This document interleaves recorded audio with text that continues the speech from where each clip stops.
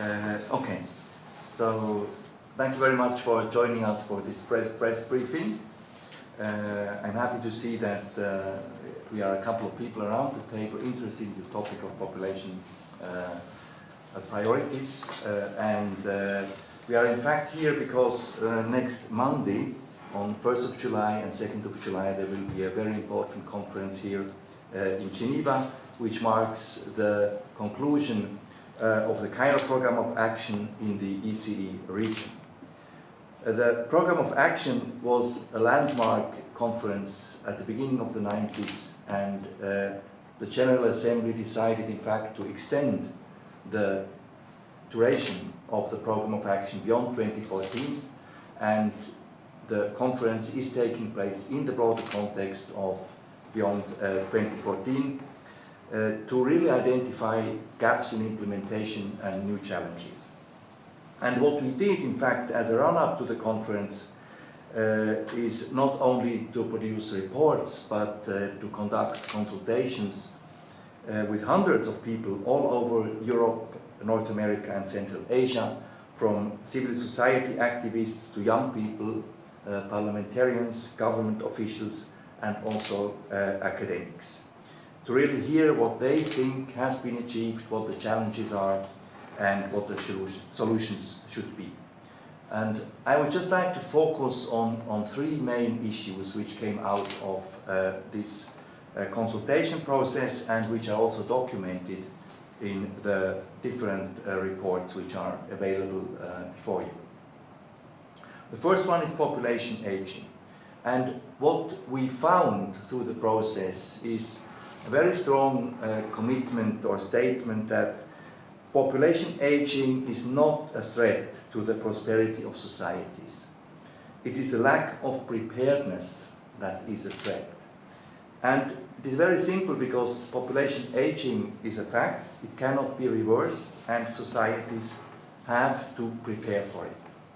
And we also found that there is no evidence that societies marked by aging are necessarily poorer, more unstable, or less powerful than younger societies with higher birth rates. In fact, and some examples in the region really show this, the opposite can be the case. What matters is not age structure or population size, but the human capital of the society. We can also talk about the quality of the society in that sense. Health, education and productivity of each individual. And we see that investment in human capital, starting in fact from childhood throughout the life course, can counter the undesirable effects of aging.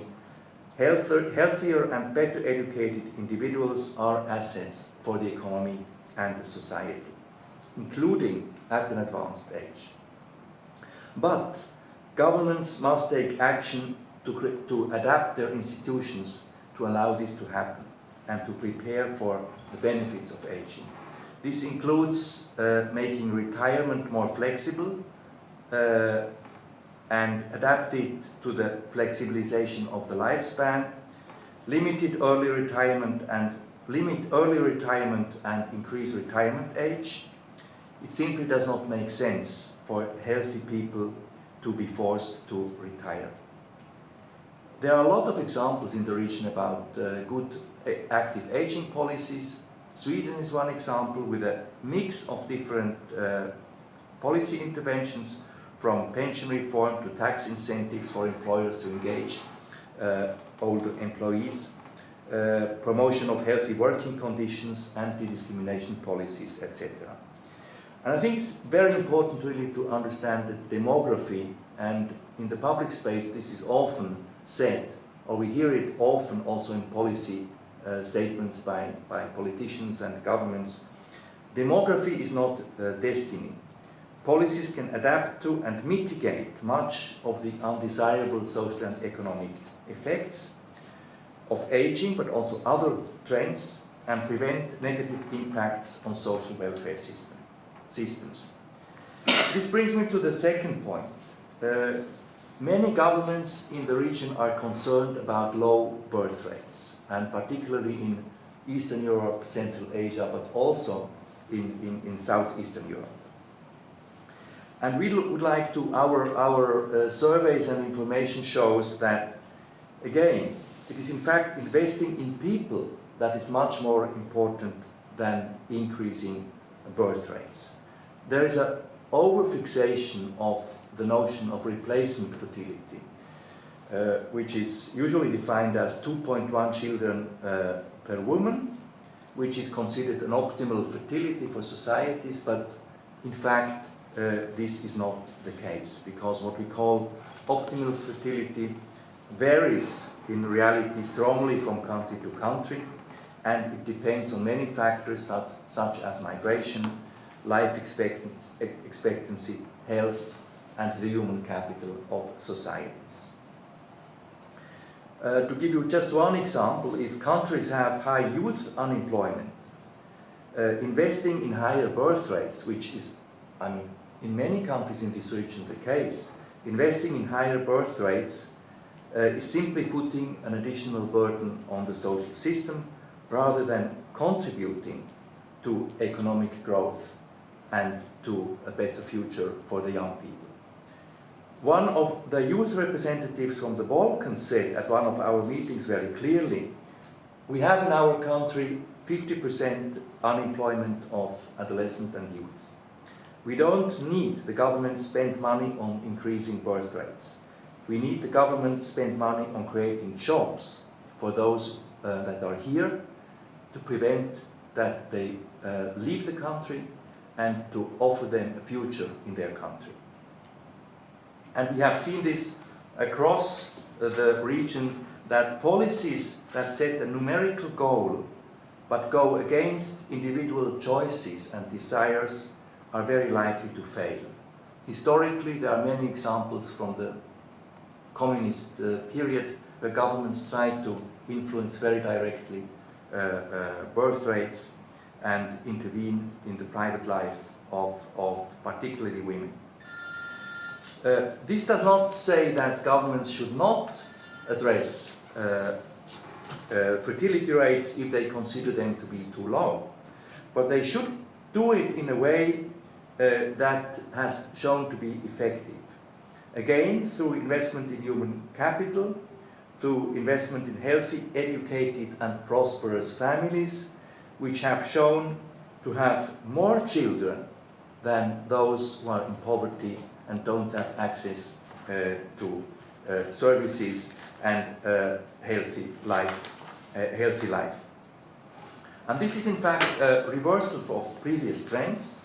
Family policies can support birth rates and families through the involvement of fathers in childcare, avoiding long parental leaves to allow for gender equality, and for the parents to return after they take care of their kids, and providing childcare support for the period when parents go back to work. The third aspect I would like to mention is inequality. This is also high on the policy agenda, and what we clearly see across the region is that, in fact, inequality is bad for everyone. It's not just bad for the poor. And societies that are more unequal do worse on a wide range of indicators such as health, life expectancy, teenage pregnancy, and social mobility. And what we also see is that inequality does not only negatively affect the poor, it also harms societies as a whole, including the rich. And this is also in fact valid across the region between countries, between richer and poorer countries. And this region has been in fact quite successful in reducing inequalities in the 90s and in the first half of the decade after 2000. And inequality in fact dropped across the region, in all sub-regions. But what we see that the financial and economic crisis in fact stopped or even reversed this trend in many countries.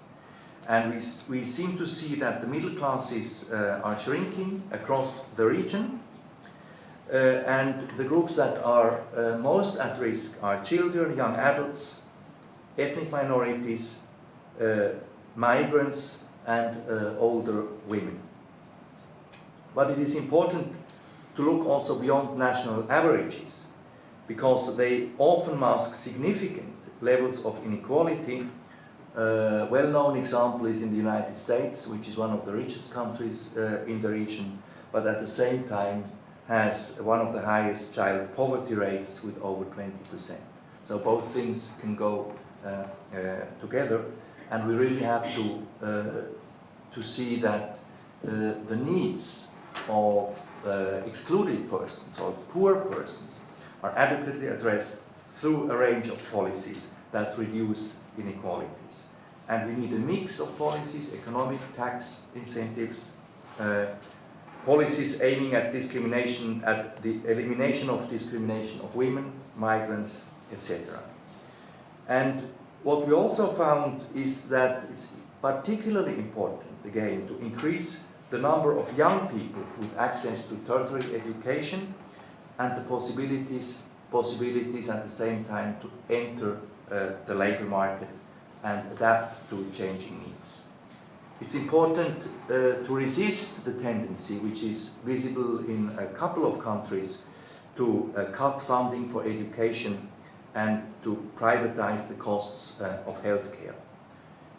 Pressure in this direction can be linked also to aging processes, where older people who have voting power do not see anymore, the interest of investment, don't have enough interest investing in young people.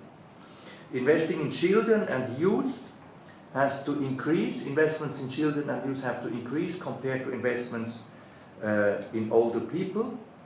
The balance, we don't have the right balance at this time. It is tipped too much in favor of the older population, and the greatest imbalances are found in countries such as Poland, Greece, or Italy, which also face important economic challenges. To conclude, our review really shows that there are two cross-cutting messages across the region. First of all, responding to demographic challenges works basically through investments in human capital, and particularly education and health. And the second message, which is, I think, really a message to the world, which this region can give, is that societies can prosper without always growing. And this is a very important message also in the context of the debate about sustainable development. And it's about changing the way we live and learning to live in a society where the economy is in the service of the people, but does not need to necessarily grow with a growing population. These are some of the results, and I'm sure you will find a lot of more details about also sub-regions in the documentation, which is in front of the conference, which will debate the results of the findings next week. With this, I hand over to Vitalija. Thank you, Werner. As Werner briefly outlined several aspects of the outcomes of this very wide ICPDBUN 2014 review in our region, in the UNECE region, I would like just to say a few words on the UNECE report, regional report which analyzes and synthesizes the responses of countries to the global survey, which was done during the last year. We started it in 2012, July, and finished actually only now. Yesterday we received from Israel a new questionnaire filled with the completed. So we are still receiving something, but this report is practically based on the responses to the questionnaire. 45 countries submitted this report. We used also, of course, data that are available in the UN sources, population division, the UNECE statistical database, and we used the country implementation profiles that were prepared for each of these countries. So the report that you found in among your material is based on these three main sources. Whenever we use some others, we always make the reference to it. Just to mention that our region is really a big one. We are more than 1/6 of all world population. We have 1,024,000,000 of inhabitants in our region. And as Werner already said, we are quite an old region. We have 1/4 of all old population of the world, 174.5 million older people than 65 live in our region. But also we are quite young. We have about 245 million of young and adolescent people in our region who are from 10 to 24 years old. So it's quite nice balance, I would say. I will stop with figures on this, and I would like to talk also about a few policy findings and aspects that were mentioned in our report.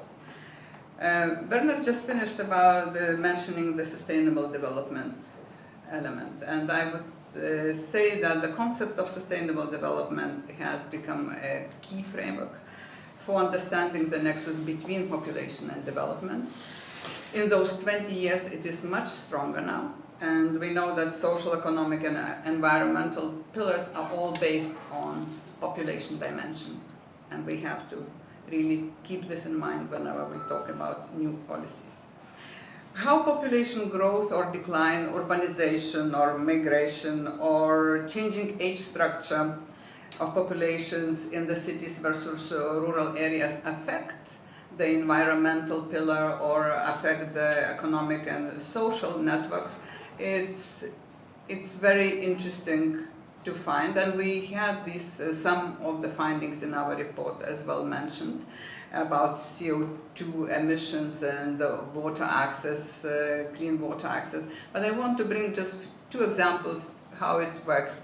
Let's say we have an interesting example mentioned in the report from Germany, where in the Eastern Germany, at the moment after the transition started, population moved from the eastern to western part more, and some cities became really rather depopulated.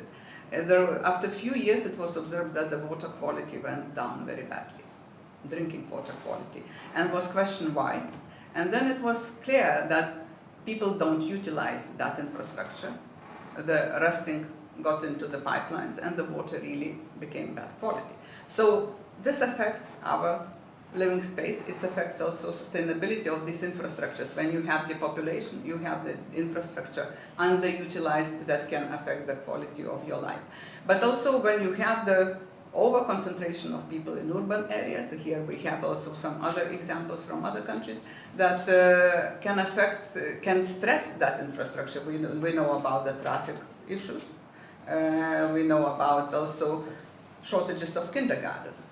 Belgium gave us an interesting different example that also the policy needs to address is young people moving out of the cities and leaving the cities with only old population. Then you have the care for the older people has a problem, and you have to address this. While the younger people, when they move out of cities, they have a problem with the child care because they don't have infrastructure there. So these are all really nexus that clearly shows for us. And these examples came from the survey, and we tried to synthesize these examples and show how the countries replied to these issues, which ways they found, what program elements they used, or if they did look strategic way, or rather just taking some certain actions.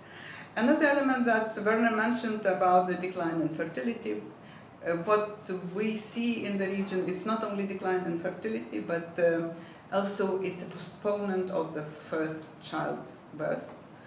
Much older young women are getting older when they get the first child, and this affects also health, the health services and some other aspects. And here we have to also to look gender issue.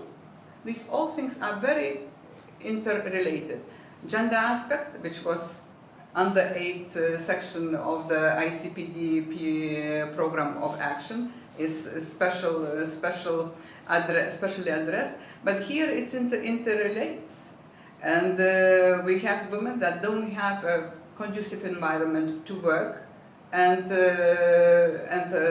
bring up their child. Or we have young women who are at the universities studying, they cannot have a child because the environment is not ready. Universities are not ready to help young families to have children. So this postponement, it is a natural way, but also it reflects that there are that the conditions are missing still in our region for young people to realize their desires.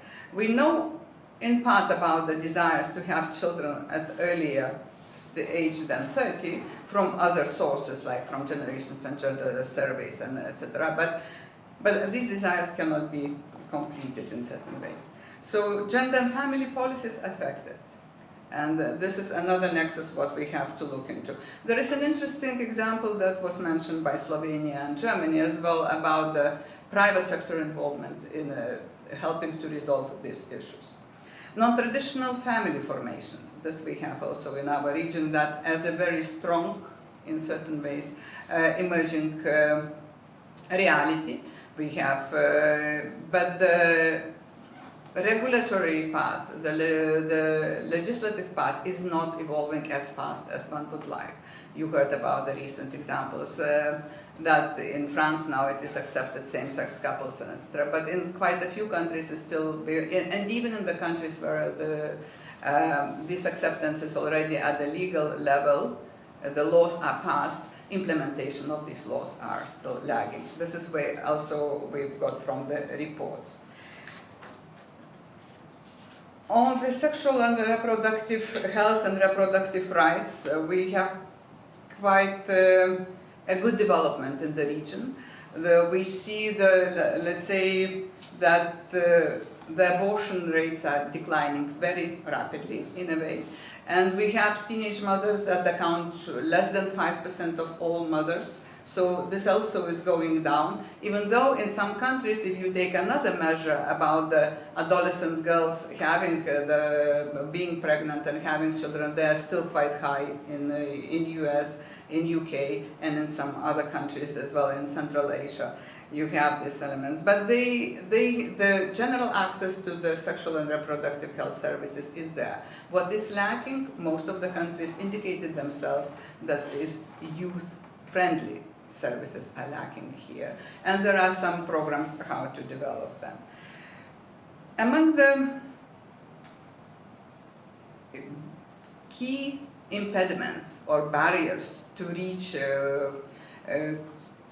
the goals of the ICPD program of action, most of the countries mentioned the recent recession or recent economic and financial crisis and its long-lasting effects. In many countries, governments resorted to the austerity measures, and those austerity measures affected mainly social programs and sometimes very directly some social benefits for families or for the retired people or for the young people. So we know the examples, and these examples were brought in also by countries, how in Greece the pensions were decreased, or in Spain quite a few good programs for the older people were closed down because there is no financing for it. But also some of the programs were put on hold. So this is the key impediment that countries bring up. And as the key facilitator to implement program of action of the ICPD is always mentioned the new governance structure, mainly involvement of civil society. Over those last 20 years, involvement of civil society increased very, very much, not only in the West, where it was already present, but also in the East, where it was just emerging after quite autocratic regimes and where that was not a habit. So now we have mainly NGOs that are very strong in advocacy, very strong in information sharing, less so strong in monitoring of implementation because they don't have tools and they don't have enough budget. But also civic responsibility of the citizens also increased, where we see the activity, they are participating in the main decision making. And these countries also bring in this information in the report. So if you look at the report, you will find quite a few examples of good practices, but you also find that countries over those 20 years, they implemented or introduced or just drafted most of the policies and strategies and programs that are friendly to the ICPD program of action. I would like to finish with one quote from the report in the third chapter, which says that many issues persist for reasons other than policy ineffectiveness. Because usually we say that policies are not effective, they don't work. But many of issues may persist behind that. This persistence can be due to the progress in society, which usually raises challenges towards satisfying people's need. The conference is called Enabling Choices. But these choices are growing, as we know, and sometimes policies cannot catch up. And change will continue in the future as well. And we will have some inequality probably always. It was always there. We have some different manifestations of this inequality or social exclusion, sometimes different content. But the policies can alleviate it and can catch up in some part, but also not to let spread it. So this is what we call. Thank you.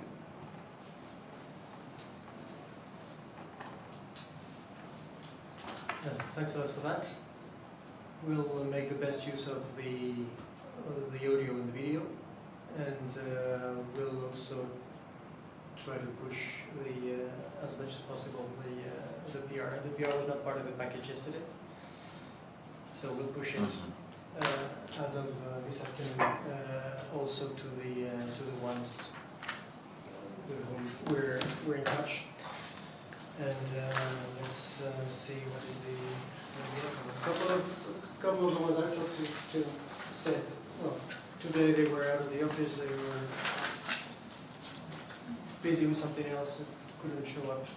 But that doesn't mean they will not do anything at all about the material. So let's push them a bit and see if they can still write something about it. They still have a couple of days to prepare themselves for that. But unfortunately, yes, the planning these days is a bit crazy. And the MDG thing was the MDG briefing this afternoon that came as really late notice. There was when we booked this. No, this just came out today.